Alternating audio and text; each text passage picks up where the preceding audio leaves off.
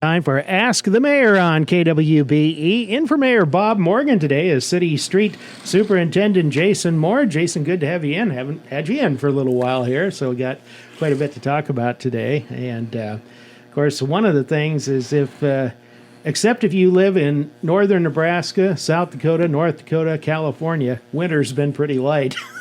Other than those areas, but it has. It's been an interesting year. We've last year was fairly dry for us. This year was about the same way for us. We really, we had one snow that might have been 5 inches. But I've got a niece going to school in Chadron, and I think she's tired of snow. Yeah, they've had several in the foot range, 15 to 20. Saw a report the other day in the Black Hills of 24 inches of snow. I'm thinking, wow, we haven't had all that entire winter. Pretty much the blades put away and everything, or could you still have the chance of a stray one out there to have to do some blading? We've got the plows in the shop still. Just in case. We've got the sanders there just in case. I've still seen some thunderstorms in April that have hit a cold front. I can remember back, I think in 97, we got a pretty bad snow in April, left us with about 11 inches. So it happens. And so the last thing you want to do is get caught with everything setting outside and have to redo everything. But looking at the 10-day forecast, I think we're probably just about ready to put a fork in it. Expense-wise, what kind of year will it be compared to some other ones? This has to be, I would imagine, one of the lighter ones you've seen for a while. It does. This year we really were thinking about going straight salt this year on our roads. So we did use maybe a little more salt as where we wouldn't have used the gravel that we normally would have mixed. So kind of would have lessened the amount of salt that we used. But by using a little more salt, we used less gravel. And so there's a little bit of a trade-off on that part. So I think we were into the year, we were extremely heavy on the salt, just in case. Last year we had quite a bit left over. I still ordered about 850 tons back in June for this year. And so, we've still got a fair amount of salt in the shed, so we should be sitting really good. The de-icing liquid, will that keep for a year or two, or once it's been there a while, is it sort of unusable at that point? It has a tendency to settle out just a little bit, but what it does is it kind of loses its effectiveness, and so in the bottoms of the tanks you might see a real fine like a coffee ground material, and so we really try to. I order about 9,000 gallons going into every winter. We really try and just manage it to where. If we have to use it, we do. If we don't, we don't. And we've been very lucky the last couple of years. We ran out of liquid probably, I don't know, maybe about a month and a half ago in one of those little events that we had. So it worked out really well for us. We try to have it emptied out so that we can go into the spring, we fill that tank with some water and flush it out a little bit just to keep it clean. Budgeting each year, is it just kind of you take a guess at how much and just hope you're somewhere in the ballpark, or is that basically how it goes? Or what? Well, we've been very lucky on a lot of our line items. We've seen them long enough now that you kind of have an idea. 1 year doesn't change a budget. You may have 1 year where the trails come through and I have to order a tremendous amount of signs for crossings on city streets, and where we have to order 4 sets of signs for every crossing. Well, 4 sets of signs, four different posts, 4 different stubs. It all takes money there, and so you can gobble through a lot in a project like we did a couple of years ago. So you have to look at a budget over a couple, 2 or 3 years and say, was this 1 year an anomaly? And if so, are we, and we've been very good about where we are with our budgets. So, it's been very nice of where we are with our budgets right now. Okay. Over the winter, street conditions and some of the work, maybe repair work you've been able to get done with better temperatures. Of course, we had such a swing from way cold up to warm and then back and everything. How much has that allowed you to kind of get done over the winter in terms of, crack sealing, patching, things like that? The crack sealing, it really shut us off on the crack sealing. What you don't want to do is you don't want to go out and put crack sealing down, the tar down on a really cold street. If you put it down on a super cold street that's had salt put on it, the salt residue is still in the cracks. The salt will pull moisture, and so you go through and you blow that crack out with air, the moisture's still in that crack. You put hot tar down on a cold street, an extremely cold street, and it'll sweat and it'll give you moisture. Then if you get that cold street and then you get a couple of warm days, the street wants to sweat. When that street sweats, you can't put any tar down. So we really try to hold off on crack sealing on any of the routes that have had salt recently on them. Give them a while or a rain if we can get some rain to kind of clean things off. And then we kind of jump onto streets, residential streets that may not have had salt. We'll work on those. Right now, we're getting back into the crack sealing again. We did some in the fall. We're back on it now. The streets are all nice and clean. We've got quite a bit of armor coats that are going to happen this year. So all of those streets that are scheduled for armor coats will get crack sealed. And then we've got a couple others around that I want to hit. Yeah. How many blocks of armor coating are you looking at this year, roughly? There's probably just a little over 2 miles. So you're probably looking in that 25 to 30 blocks. Okay. Typically, you'd do about what? About that much, or maybe a little bit less? No, this year's going to be a really big year for us. We knew last year when we started talking about the possibility of the Lincoln Street projects and the intersections at 13th and Lincoln and possibly 6th and Lincoln, we knew then that we may have to put some larger amounts of money towards those, and it may reduce some of the other projects that we do. We weren't for sure yet, but city engineer James Burrows and myself, we talked about it a little bit, and I told him, I said, hey, let's get a big year with armor coats so that we know we're going to get the ones that we really need to do, and then we're going to hit some of the newer asphalt that's been done in the last 4 or 5 years that may have some cracks in it. Let's go get them taken care of also. So, we do have a fairly extensive area that's getting armor coat this summer. The projects on, I think it was resurfacing part of 11th, and then there's the 13th Street project in South Beatrice. Those are both contracted out, is that it? They are, yes. Okay. The 13th Street project I think that's going to get bid out here in the next week or so. And so that's the 13th Street project is from Beaver to Oak.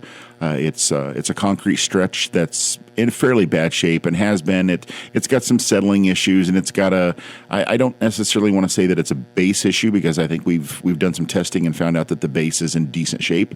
I think that it's just maybe a little thinner and possibly a little settling because of a sewer issue maybe.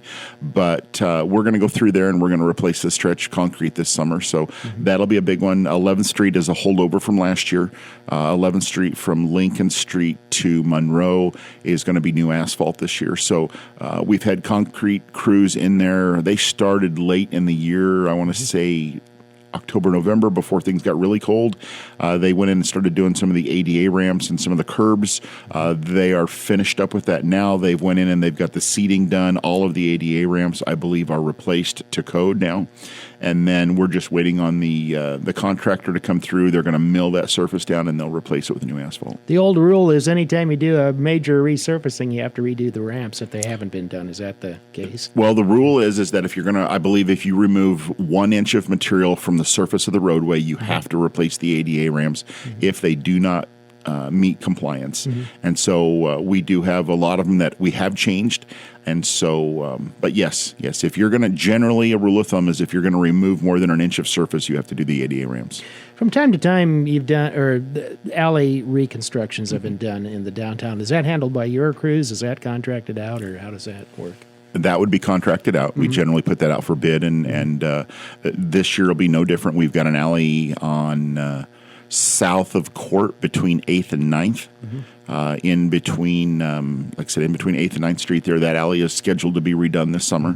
And so I believe we've got one more on the docket for next year also that we've been working on budgets right now for the next 2 years. And so that's one of the, there's another alley that I've got put down for next year. So in that next 2-year budget, do you foresee any really big projects that your department will be doing, aside from like the usual armor coating and things like that? Well, and when we start talking about budgets, a lot of the budget work that we're going to do, my guys are generally maintenance. They're not going to do, we may replace an intersection. That's a big one for us. We generally try to stay in our lane. and my guys are extremely good at what they do. But when we start getting into a bigger project, it's going to take enough time away from other jobs. So yeah, and we try to do the contracts on the bigger projects. It's not that my guys can't do them. They do an excellent job on that type of work, but it's just a matter of how much time I'm going to take from other projects. I forget how many lane miles of street you have in the city, but it's considerable. There's a lot. 326. Wow. It's a lot to take care of. And about 17 miles or lane miles of gravel. I see. Jason Moore with us today on Ask the Mayor. We'll have more in just a moment. Back on Ask the Mayor today with City Street Superintendent Jason Moore, who is also Superintendent of the Beatrice Area Solid Waste Agency Landfill and also Midwest Area Refuse Solutions, which we will talk about here in just a bit. But one of the things sneaking up fast here is the annual Clean City Week, which this year is going to be May 1st through the 3rd. Some years back, you went from going 5 days a week down to the 3-day-a-week schedule, and that seems to have worked out pretty well, I understand. It has. It's been a nice change for us. The guys have liked it. Right now, we do it in a 10-hour day. The guys will work 4 10s, then they'll have Friday off. That really excites the guys a little bit. And so, but yeah, we've been able to tie in. Having the Clean City program. It's a large item pickup, and that's what it's intended for. So the guys will go around, they'll pick up your appliances and whatnot. We have the list online of what we can and cannot take, but yeah, it's worked out really well for us. Not too early to register, I'd imagine. Now's time to be thinking about it if you know you're going to have some items out there. Most people getting used to the online registration, not so much of a call-in thing anymore? I think so. I don't hear a whole lot of complaints about it. Every once in a while, you'll hear somebody that says, hey, I had trouble. I couldn't get signed up, and they'll call out. But last year we heard a few more people talking about it. But so far, it's been pretty good. Yeah. Any kind of guess about how much participation this year? Kind of hard to gauge that, but kind of ebbs and flows from year to year. It does, and there were years in there where we've seen a tremendous amount, and then last year we had a Clean City, I believe, about 6 or 8 months after we'd had the previous one. Last year was the lightest that we've ever had. It was the quickest we've ever had done, and I had guys getting done at the end of the day, and they were going back out doing street work because it didn't take that long to get the Clean City cleaned up. So I kind of hope we're in that area again, but I imagine we'll have something fairly close to where we've been in the past. Last year on mattresses, you had people come out to the landfill and come to the entrance, make a left, and then drop them off there in near the compost site there. Is that the plan again this year? It is. We'll have message boards down there kind of directing people where to go. I have got compost attendants that are down there from 8 a.m. to 8 p.m. That's when we'll be accepting mattresses. If you go to the second entrance of the landfill, again, there'll be a message board and just pull in, kind of follow where you need to go. It's going to be very obvious. We'll have a couple of roll-offs up there, and we'll have an attendant there. They'll be able to help you. They will not touch the mattress due to any bed bug possibilities, but they will at least point you in the right direction. You can get the mattress put back in the roll-off, and then my guys through the day, if need be, street can do it, or a landfill guy will run over and he'll grab the roll-off, take it back and dump it, or a Mars employee will. Yeah. Each year you kind of run into varying degrees of, shall we say, non-compliance, people maybe not following the rules or trying to get rid of something that could be going out in just the regular garbage service. What's kind of the biggest no-no you've seen over the years as far as people trying to put something at curbside where they don't even need to do that? They could just get rid of it during regular garbage service. Boxes of diapers. Yeah. Which is probably one of the worst ones. Yeah, that sticks out in my mind. That was the worst one, where you picked the box up and the bottom of the box fell out, and it was clear full of diapers. But, just small toys, small kids' toys, boxes of clothes that, you've seen somebody clean stuff out. It's like all of this stuff can go in your tote. If it goes in your tote, then you're that's what you need to be doing with it. We came across a place last year, had a whole bunch of household cleaning supplies that they had put out there on the curb, wanting us to pick it up and take it away. And the landfill can take household cleaning we can take, but we can't take hazardous material. And so you gotta stop and you gotta look at it and say, okay, what is this? Well, if you're throwing away jugs of Windex, or you're throwing away cleaning supplies, or soft scrubs, something like that, that all has to go into your garbage. Mm-hmm. Registration deadline's April 30th, but I take it you'd like people to, if you can, do it as soon as you can. Then you just kind of have a better idea of where you're headed each day. It is. It's nice because every time that they make that registration, it makes a marker on our map that we have, and then our 2 loader operators have iPads that they carry with them. They'll pull up to a location. They'll pull up to your home. They'll see the mark on the map. If that area has had scrappers come by and picked it up, they will make a notation that says that it was gone. They'll take a picture of the location showing that nothing was on the corner. If they show up and there's items that we can't take, they also make a notation. They change that from a green mark to a red mark. They make a note. They take a picture of what items we left. Lumber or batteries or some sort of items, tires, something that we can't take. They take a picture so that when Doug calls in and says, why didn't you pick up my tires? We pull the picture up and go, well, for one, it's tires. And 2, we've got a picture here. Generally, that stops the conversation. Yeah. Any other cities your size do a campaign like this for this long? I mean, consistently. You did mention you had the fall. You tried that one time, but it's generally been a spring event, either April, May. Anybody of, say, the size of the city of Beatrice do this? Not that I know of anybody the same size. We've got a lot of the smaller villages around. I know that they all have their form of a clean city, but they don't have their crews go around and first say pick it up. A lot of them will just drop a roll-off in town, and it'll say, here it is. And then it's a free-for-all. Yeah, which is nice for those small towns because that works out fine, and a little bit less labor involved with that, I imagine. But nice for the small town and everybody that lives 5 miles around the town.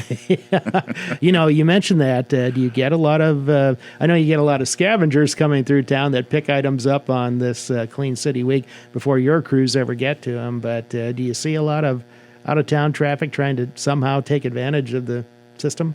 We were on the mattresses, and that's why it's now at the compost site with attendance there from 8 to 8, and we have cameras out there. So that pretty much takes care of any sort of illegal dumping in front of the gate. But we were seeing a lot of out-of-county, out-of-state trailers bringing mattresses in and dropping them off when we had it down at First Ornella. Yeah. Monday night, the city council moved the change you're going to be making on 8th Street, that 2-way traffic instead of 1-way travel. Moved it a little later because of Clean City Week, and that's going to take effect now May 15th.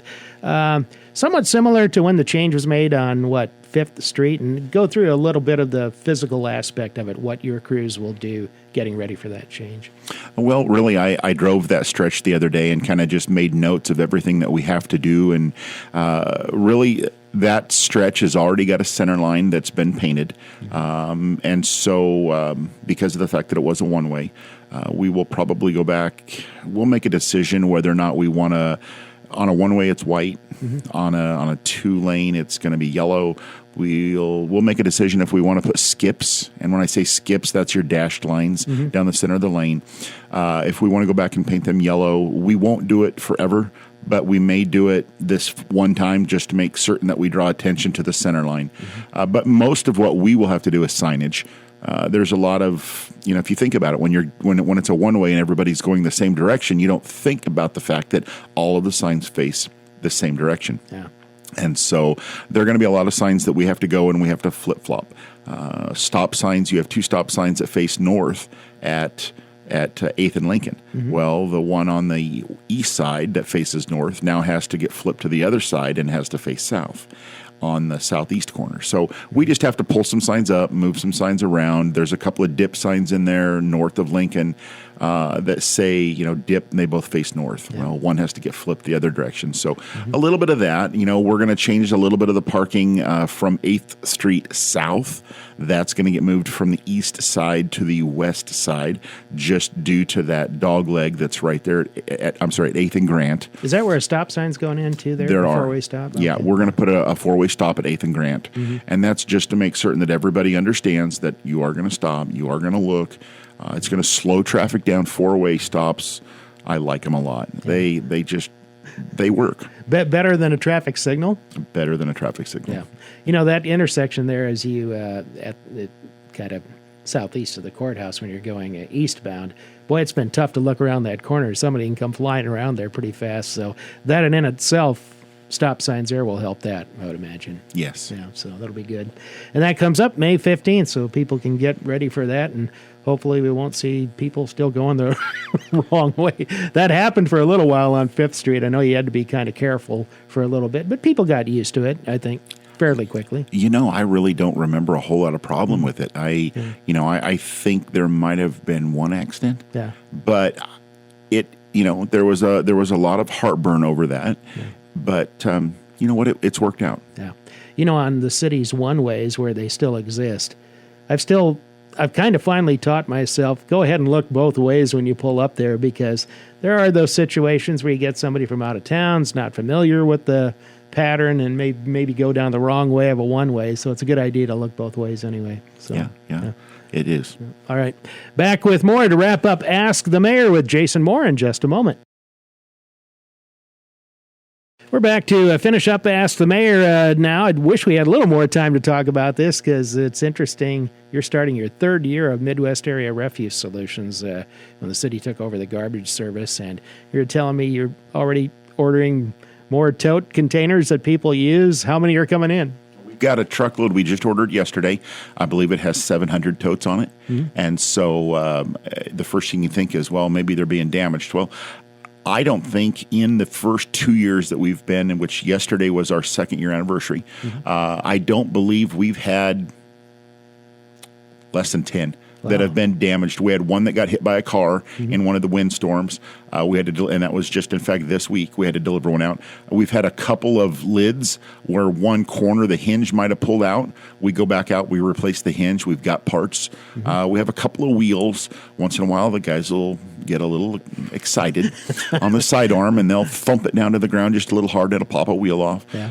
By all means, if you ever look at your tote and you see a wheel that's cracked or a wheel that's broke or something, give Carrie a call down at the city offices and she'll put it on the work order and I'll have guys come out and we'll swap them out. How much growth has there been outside the city, and has it surprised you? Your area rural is north, northeast, and northwest of here. Is that right? It is. Yeah. It is. Is it grown a lot more than you thought it would, or what's the situation? It's just been amazing, the growth that Mars has seen. When we first took over, we had our villages, we had our Dakin, Western Plymouth, we had Pickerel, and we had Philly, and we had residents in the rural areas around there, But, when I say that we had customers, you have one on this mile and you have one a couple miles over and you have one a couple miles over. The amount of numbers that we've seen is just staggering. It just every week we get a list. I'm sorry. Every month we'll get an idea of how many customers we've had, and I think Carrie sent a letter out or an email out just the other day. I think we're averaging over the last 3 months we've had about 12 new rural customers each month. And so that's doing really well. And when you say rural customers, we've picked up rural customers. We go as far away as we're 1 mile east of Steel City. We are all the way around Diller now. We are all the way back across to a little bit of the PWF, but then we come north. And then we come across 136 over to Beatrice. We really don't go south because we've got a contractor that's in Marysville that picks up that area. He already brings the material to my landfill, so I don't want to step on his toes. There's no reason to. That's already coming to us. We've got a really good relationship, and I want to keep it that way. So if somebody calls us, that's one thing, but we really don't go after that. And so our bread and butter so far has been east, west, and north. And it's amazing. We're really getting into the HOAs up around the Firth area. Seems like every couple of days I'm running a couple of totes up there to the Firth area or along Cortland, along Apple Road. We're running a lot of them. So on our Friday, we've got over 200 miles that my truck will cover on a Friday. Wow. And his first pickup is 3 miles southeast of Firth, and his last pickup will be over south around Swanton. And he'll go from Firth all the way along the north part of the county line, all the way over to Wilbur, around Wilbur down to Swanton, and then back towards the landfill. And so, and it's not, he isn't driving 5-10 miles between customers. It's pretty close. How much do you think factors into that expansion? Just maybe word of mouth from one rural customer to another who's been on the service for a while, likes it, likes the price, the schedule, and then that just kind of spreads like wildfire to other residences. It does. And what I've seen is one price. You know, when you have a when you have a really good priced product, when you have a reliable product where people know that you're operated by a city government, you're a for sure thing. You're not going to go away.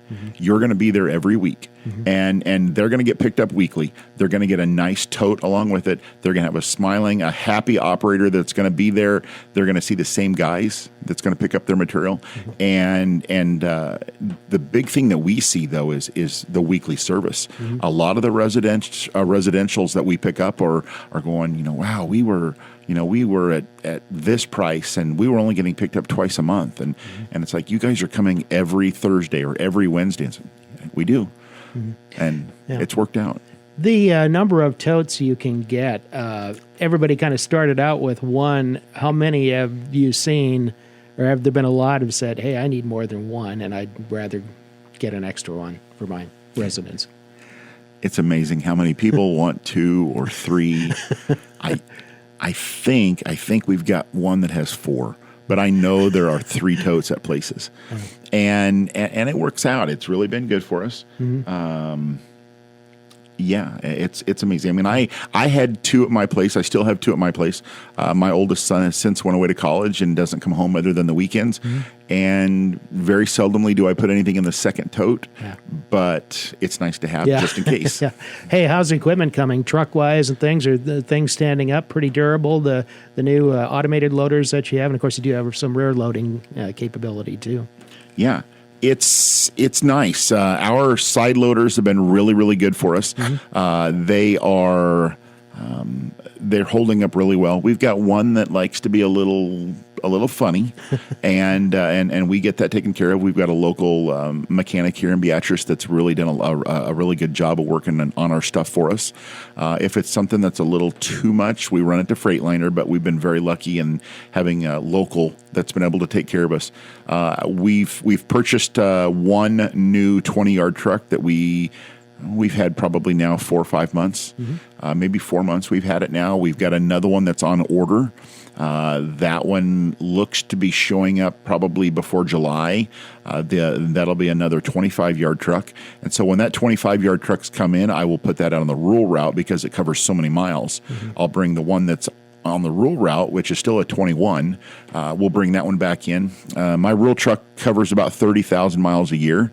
So that's a 21. He's going to have about 50,000 miles on it by the time we bring it back in and we put it in town. Still plenty of life running in town. And so equipment has been easier to get than, let's say, the heavy equipment that you might see at the landfill or street department. But it's still... It's been okay. Well, we're out of time, but one quick note. I think you just went to your summer hours at the landfill too, didn't you? And what are those hours now? The summer hours we are open 2 Saturdays a month, first Saturday and third Saturday of the month from 9 o'clock to 12:30. The guys shut the gate at 12:30. They'll stick around for the other half hour, put things away, grease things, finish up the books, and put things away. But the landfill's from 9 to 12:30 on the first and third Saturday of the month. The compost site is open from 8 a.m. to 8 p.m. Monday through Saturday, and there should be an attendant there. Compost is free for the taking unless you want us to load it with a loader bucket. Then I think it's $5 for a loader bucket. Okay. Jason, thanks for coming in. Appreciate you filling in for Mayor Bob Morgan today. You bet. Take care.